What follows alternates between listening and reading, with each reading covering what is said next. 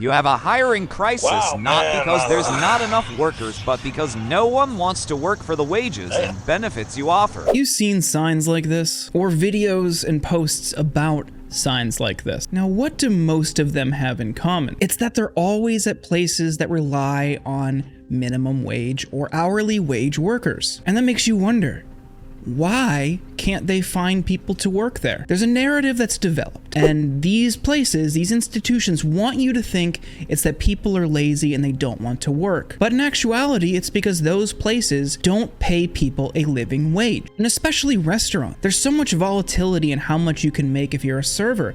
You get a below minimum wage base wage, which ranges from $2 to $3, and then you rely on tips to make up the rest. On a good night, you can make a lot more than minimum wage, but on a slow night, as I'm sure most of you know who have worked in restaurants, you don't make enough. And there's other stores where we've seen these types of signs, and these places routinely pay people substandard wages. That's the solution to your problem. It's not that people don't want to work. There's not a labor shortage. It's that you're not paying people enough to work there. So why would they want to work for you? And one of the things they always say is nobody wants to work anymore. Back in my day, people were proud to take these jobs, and they saw them as opportunities for advancement. But here's the thing. Back in your day, people were saying the exact same thing. Take a look at this. Paul Ferry, who's a lecturer at the University of Calgary, posted this thread where he basically included screenshots of news sources with dates where they were publishing people complaining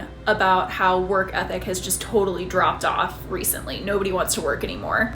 And he literally had these back to 1894.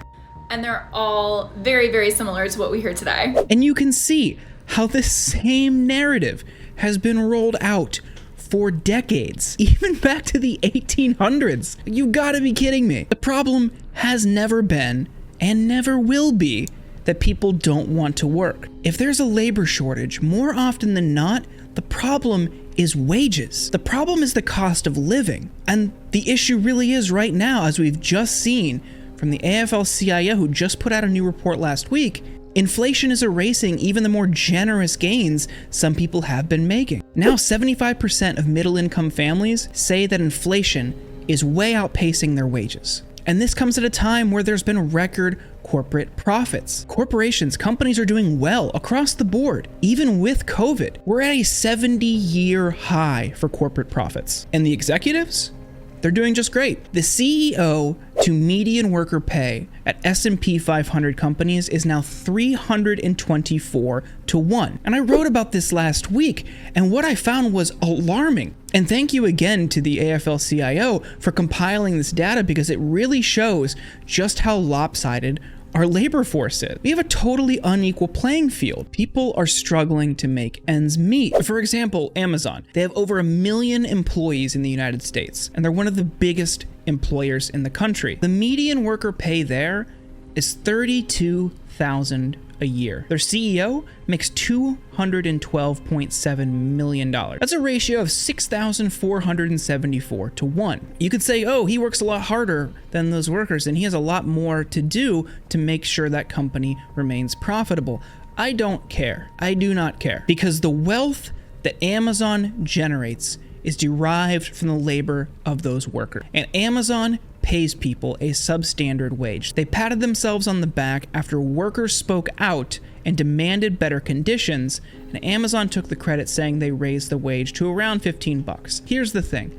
We haven't had an increase in the federal minimum wage, which is $7.25, in 13 years as of this week. And over time, over the past several decades, if the minimum wage kept up with the rate of inflation, it would be around $30.